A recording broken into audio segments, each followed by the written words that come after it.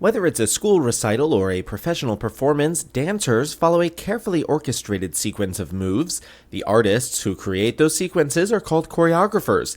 Typically, choreographers are experienced dancers themselves. They may have gone to college to earn fine arts degrees. Whether through education or years of practical experience, it is important to have a good knowledge of musical theory and techniques. Even with formal training, writing down a dance sequence is a difficult process. For this reason, many choreographers prefer to demonstrate the steps themselves. Rehearsals can be grueling, demanding coordination, flexibility, and stamina.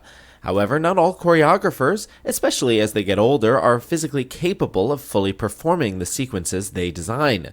Therefore, they need to be able to express their ideas to other dancers so they can properly execute the choreography. Part of the job involves auditioning dancers. You will be expected to be able to make decisions, even if it means disappointing hopeful candidates. Choreographers find work in dance companies and studios. They are also hired for the theater, movies, music videos, and school programs. While these positions are steadily available, competition is intense. But if you have the passion and the talent, as a choreographer, you can help put poetry into the motion of dance.